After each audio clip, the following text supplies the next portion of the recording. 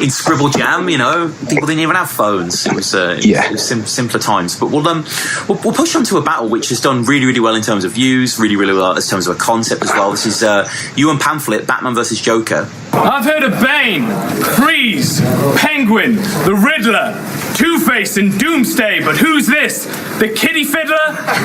Looking like a crackhead Bette Midler. Always robbing Gotham bars. Joker in the pack, so you bout to watch me drop the cards. When I tell you all how he really, really got the scars, shaving in the bath when Kevin Costner was his bodyguard.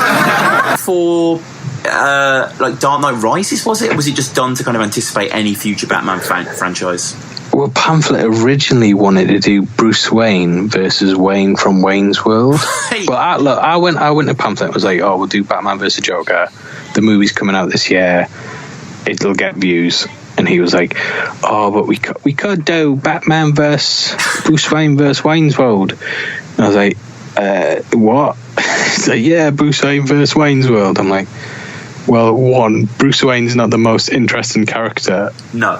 Like, Batman's going to have a lot more insults. Two, what? The last Wayne's World movie was about 20 years ago. No, leave it. It took fucking ages for us to convince Pamphlet to do Batman versus Joker. He hadn't even seen, The Dark Knight. Right. So he had to go off and do his research. And then it was just... they wanted to release it on some weird arbitrary date, April 7th or something, and I keep saying to them, no, release it on the day the movie releases, please release it on the movie day. And it took ages and ages and ages, and eventually they did. And then I remember I went in to see the movie. I went to work in the morning, then the battle got released, and then I went to see the film, and I come out and I looked at my phone just to check the views, and it was on 50,000 views. Wow. In back then, that was unheard of. In a day. Yeah. And it was like, well, you guys do it right, because it starts with just the Joker. It just pans up to him as a cold open, and then it begins. Yeah. There's no there's no confusion to what this is. You click on it, you watch it, you go into it. It's really, really good. But you're a Batman head, right? You're a big Batman fan. I wasn't as much back then, though. That's the thing. Okay. That's what got me into Batman. Really? Just doing the research and reading the comics. I know the battle itself isn't that heavy on references and stuff like that. Are you reading Rebirth? I am, yes. Okay, I read the Justice League Rebirth yesterday. That wasn't very good. Me and Bam Lam got this shared account on the DC comic app, so he tends to buy them and I just read them. But nice. Yeah, I need to read the Batman one, but they called there's a character in Batman's one called Gotham. Wow. And that's his name. And they're scraping the barrel now. Yeah, slightly. I recently read the Court of Owls storyline. That is so good. Yeah, that is so fucking good. I was a bit kind of dismissive of Batman, but when I've read that, it's just basically Batman uncovers the Illuminati behind Gotham. It's fucking dope. Exactly. Yeah, and when they have the spinning comic, I love when they do stuff like that, where the reader, when Batman gets drugged, and the comic just goes fucking mental. There's upside down pages. Yeah. And it's good to have interaction with a reader where the reader doesn't know what's going on, and the character doesn't know what's going on. Completely, man. I think Alan Moore as well, a lot of his paneling does that, really. He mimics the effects of the characters in a clever way beyond just kind of, boundaries and speech marks and stuff like that. But exactly. No, shout out Batman. From a film perspective and cultural perspective, I do like him, but comics wise, there's some genius writing behind this character. A lot of people are Batman, where it's no, seriously, stuff the Long Halloween and the Killing Joke and stuff like that. And I don't know if you read Gotham PD. I've just started reading that. That's good as well. That's kind of it's kind of noirish, It's kind of the Office. Yeah. Well, I think that the most attractive thing about Batman, that sounds so gay. The best thing about Batman to me is he can be adapted to everything. You can do a Lego movie on Batman. Yeah. You can in the same year as you can have Batman vs Superman come out, which is the darkest film Batman. you can have like a light-hearted one for kids come out as well, and you can pretty much put them in any story, to be honest. And yeah, just researching for the battle, I just fell in love with the comics, really. That's crazy, man. I always thought you were a big fan and you had pushed for this. I didn't realise this was the start. Yeah, I was like a fan of it, but I was like, I didn't have a comic book collection like now. I've got like a shelf full of stuff. Oh, dope, man. And like, there's some comics on there that are worth like £80, and like. That's more than a train fare from Jefferson Price, man. That's exactly. Yeah, so I'm kind of a bit of a gimp for it now. Those are the big deluxe editions, the hardbacks, that like signed stuff and like Comic-Con exclusives and shit like that. Wow, okay. Yeah, so kind of wasted my money a bit. No, man, it's like that's the great thing about comic books. It's such a good investment to revisit. Yeah, they are just like, they really don't get old when you reread them. Like, I just love going back to ones I like. But you battled Pamphlet.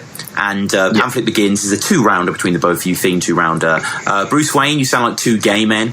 Pamphlet just has that cut to the chase punch that he's always really good at. I'll beat you with every item you were handed on a plate. Cut your tongue in half with the knife my dad made my mother laugh with. You know, he had, obviously, the Mentalist is kind of a common line as well. The Mentalist, like, such a well-known bar as well. Like, whenever I'm with Pamphlet, anyone who quotes Pamphlet says that Mentalist bar. Yeah, I mean, I had Pamphlet on recently, and that guy, man, every time I watch his battle, I just appreciate his talent more. He's such a good writer, like, you know, really just knows how to, you know, you've battled before, haven't you? And this kind of gets mentioned with the gay joke thing, but this is just a good matchup yet again. Yeah, no, I really enjoyed that. Like, on the day, it was terrible. Like, that battle was, you know how they say Star Wars was saved in editing? Yeah. Like, that battle was saved in editing because it was like, we did the first round, not really much reaction. Right. I walked off for 10 minutes while everyone stood still, got changed at the back of the room, so like anyone could turn around and just see me getting changed in this stupid Batman suit. Come out, everyone's like pissed off, like, why am I still here? This is the fucking shittest battle ever. And I remember walking up to ZT at the end and being like, be honest, was it shit? And he was like, yeah, like, honestly, yeah, like, you better hope it doesn't get released. But yeah, they just edited it really well. There was a bit with Pete Cashmore in that didn't make the final cut, where I walked in, I was like, where is he? And Pete Cashmore was meant to go, I swear I don't know, and I go, swear to me, and that was like it. Right. And he'd been on the red wines, and I told him like 7 or 8 times this, and I walked in and I went, where is he? And he just went, oh, fucked up, I don't know. So yeah, the bloopers. It felt horrendous on the day. It literally felt like the worst battle ever. But then obviously it got edited well and took off. I'm surprised that people are so, you know, what ZT said, because, like, I mean, again, I'm imagining how much you've been edited, because it's not like the content was different. The content's still the same, and, like, you know, sort of your approach, the Joker. You look quite dapper, by the way, as Bruce. Like, you know, it kind of works quite well, actually. Like, you know, it was back when I was a bit fat, but I enjoyed it. Heath Ledger approach to him, showed your bitch, you know, disappear a pencil trick, and then that bit when you get meta, when you go Christian Bale on Zeus, that's pretty cool. Yeah, that was like the only way. I'm so glad that Christian Bale did that run, because I didn't have a finisher for that round until that happened, and I was like, right, I'll just storm off. We needed to have a reason for me to leave and get changed. And obviously Christian just helped me out there. He's obviously a big fan. Bailed you out, some would say. Yeah. Ooh, wordplay. Smirk. I really like Pamphlet as well. Is how are you defending the place? You look like you've got a licorice flavoured condom stretched across your face. Which is really strong. I represent the South because I come here often. You represent the North because you're always fucking Robin. You know, a lot that of Marvel DC line though. You got to learn who he is, Pam. You got to learn. He said, that's a big. I told him months in advance as well. I was like, you know, DC make Batman. He was like, no one will notice. I was like, yeah, they will. Probably will. I'd probably change that. He was like, it'll be fine. I'll change it. Bat lives shows matter. It will. Bad times. That's why it's not on a million. Yeah. Take the tea out of Gotham or go ham. Yeah, it's alright. That's a daylight bar. Like, not in the sense that Daylight wrote that, but I'm saying that feels like a daylight bar. Like, I think he did something similar to that against Head Ice, but I'm not saying he copied you, but he just has that same kind of... Well, he obviously did. Yeah. No, have you seen Mask of the Phantasm before? I haven't actually, no. There's a sign that says Gotham, and it's like a neon sign, and you know the old classic like rundown. Right, yeah, flickering. It's flickering. It was like, ooh, go ham, and of course, go ham back then was like a big saying. Right. Everyone loved it. They bloody loved it. So yeah, a bit of my research paying off there. He wraps it dark. You wrap it Dark Knight. This was this is a good battle, and again, I remember it coming out and being well received and people really liking it. And it continues to grow, and no doubt, kind of the recent Dawn of Justice gave it a push, and probably subsequent films might do as well. But it's good for Don't Flop. They've done a lot of failures on the character battle debate, but this one works well. Yeah, I can't actually think of another character battle that went well, to be honest. No, Grinch and Santa was shit. The Breaking Bad one was terrible. The EU one, Jay Dillon, I know it's not character per se, but that was quite a good one. Yeah, actually, I remember watching that. It was really good. I got asked to do for Clash Money. I got asked to do because I know Dialect and Unanimous had a Batman vs Superman battle. I got asked to do it for them, but I think it's just one of those kind of lightning in a bottle scenarios where it's best it happens once, and then I don't know if it's kind of best to leave it. I don't know if you're familiar with E. Farrell. I had him on the show. Oh yeah, him and Daylight we discussed it, and he was just like he was an upcoming guy at the time, and this Daylight battle was kind of what broke him. And he was saying, Daylight messaged me like a couple of weeks before saying, yo, we're going to do this as Batman Superman. And he was like, you don't disagree with Daylight, you know what I mean? If you don't do it, it's going to fuck you up antic wise. So yeah, they went there. It's a good battle as well. They do it kind of 2 rounds normal and then character round at the end, and they both look great in their costumes, and Daylight is a totally different take than you take on it. But in the same way that Grant Morrison goes different ways to Scott Snyder, we need the personas behind it, and it ends with a hug as well, which is what you want to see. Definitely. So your next battle we're getting to, which in my eyes, like a lot of the people I've had on the show seem to concur with this, in my eyes the greatest ever Don't Flop event, 4th birthday. I just think in terms of like battles that went off and were good, and the atmosphere, like it is kind of, if you're objective with it and total up victories and losses, like most of these battles are good to watch. Like, not a lot of them kind of even petered out or were bad. Like, a lot of them were very, very good. And it's against Mark Grist. Jehovah, Sold Reefer, Ice Cube, Ice Tea, Head Ice. Them OGs are now scared there's a new badass. Mark Grist. Rogue teacher. Now, obviously, you didn't get the title shot, but you got Mark Grist, the biggest feud guy in the league. Did you actually see it as a slight, or were you just happy to be battling Grist? No, I wanted to battle Grist. Right. Like, he was getting loads and loads of views then. And I just thought, like, I'm going to take the risky option. Like, I don't want an international. I want, like, a UK versus UK battle. That's going to be good. Because the event was pretty much all internationals. And I just thought, like I'm pretty sure it's paid off, because I think that's one of the highest viewed battles from the event. And it wasn't always. It was quite low down, and then it started to gain stuff over the years. Whereas the other ones haven't picked up views. Like Mark Grist, people tend to go back and watch his stuff. Like his fans are hardcore fans who will watch his stuff. Whereas like anyone else from the event, people will watch the battle, but in a year's time they're not going to revisit it. And I thought Mark Grist kind of had that effect. So that's why I took that one, and I just thought, you know what, I'm gonna beat the shit out of him, and I'm just gonna use that to make sure that I get the title shot. And like it was a fun atmosphere for it. Like Mark messaged me like a couple of weeks before saying, don't mention these things in the battle, which were quite personal to him.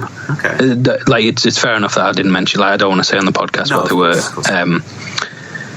And I was like, honestly, Mark, if you think that's the strategy I'm taking, like you're completely wrong. I'm just doing this battle to have fun, really. Right. And then on the train down, like as I was pulling into the station, he like just before London, he was like standing in my window, like stopped right where he was, and I was just looking at him like fucking hell.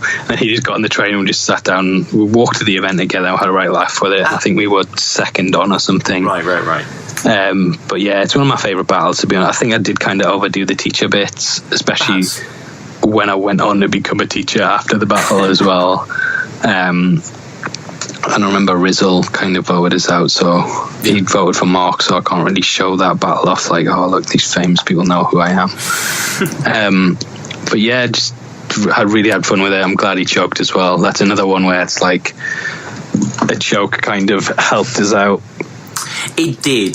But Grist is one of those guys. Love Grist. Gonna have him on the show soon. He agreed to be on. That'll be a really, really good episode. But he's hit and miss, isn't he? Really, I think quite rightly. Someone was telling me recently that he kind of was saying, to other people that he felt he'd struck fire with the Blizzard thing, and everyone thought that he'd always be. But he's like, that's like a bottle in the lightning. Like that performance just happens once. You know what I mean? You can't expect someone's second battle to set the bar. Like it's just kind of it's going to be a different kind of battle here. And this is his first proper battle back after Zayn. Obviously, battled Zayn after Blizzard. You go into that, but since then he doubled up. Don't Flop had a huge year. They've done a lot of festivals that year. He doubled up with Mixie twice. He battled Mickey Worthless and Soul at festivals, Latitude and Edinburgh individually. And, this is his first proper battle back, and this is a big clash between both of you, and just a great sculpt for you, isn't it? And Grist, I wish he was a little better here. He's quite patchy, isn't he? His performance kind of runs out of gas a little bit. Yeah, it does spoil the battle. I think it would have a lot more views if he had been better, but then I probably would have lost. And it's kind of like, what do I value more, like a win against Mark Grist, who's regarded really highly, or views of me maybe losing? So I'll stick with the win, Mark. Thanks a lot. Yeah, he doesn't do badly, but one of the things you forget about Mark Grist is that he's very dirty. Like, he loves to go into deep sexual humour, and not just kind of sexual humour, like kind of slightly weird humour, where he's talking about in his second... Uncomfortable. About you, like, basically fucking all the dogs around your neighbourhood until your cock resembles feta. You, like, going to Crufts to just, like, fuck all these dogs and, like, impregnate all of them. And it's, like, weird. It's like... I don't know how he found out about that. I just don't understand what his fixation was, and comes with bars. You pack the heat of a rusty unplugged kettle, but it's a little awkward, especially in the second. One of the things that I noticed was he kind of goes in on the inevitable Wikipedia angle. We kind of the setups for your punches are cut and pasted and stuff like that. And there's about a minute of the round left, and he performs it fine. I mean, stumble here and there, doesn't choke or anything, but there's no response from the audience. There's complete silence. He doesn't get one punch out. Like he's just not confident, really, is he? Like he just forgot. I think he knows he's lost. Yeah, I think he already knew. Yeah, I did think he already knew. I mean, it is a shame. Obviously, I'd love to have like a better battle with him, but it is what it is. You can't. Not every battle's going to be amazing. I did get my suit ironed for it as well, which is a bit annoying. Yeah, you look crisp, man. You've got a Monopoly hat on and stuff. Exactly. Yeah, man, classic. It's just people just watch it just for that hat. We all know gingers have souls. Speed it up. I'll just diss you, ginger asshole. Like, is that the first speed it up? I think that was as well. I was going to big myself up there. I think crazy. That was the first speed it up. Not heard many of those like 4 years since either. Like they haven't really caught on, but no, because I've always been someone who kind of doesn't like to do like I remember when they used to be stop and pause, like I Hate You, Drake's song. Yeah. And then there was Slow It Down, so it was just like, oh, these are so bad. Like when the people who invent it do it, they do it really well. Yeah. Because they've invented it to do it, and then you just get so many people imitating it. Like Slow It Down was getting so annoying. Like literally everyone was doing it, and it was terrible. And I was just thinking, what's the opposite of that I can do? And it was to speed it up. Yeah. And it worked well. Yeah, it did. Mark again kind of doesn't really have any bars in the third. He says your only body bag's a colostomy, which people kind of enjoy. It's not a bad line here, but again, he seems to work on the concept spoken word round, which he did against Most Prob as well, where he's basically he does all these bars in his third, and you can feel that there's something tying it together thematically, but unless he would tell you, you'd never get it. And at the end, you wouldn't give a shit even if you did know. He reveals, and audience members, get ready. This is what Mark does in his third. He does a whole verse where he doesn't use the letter I.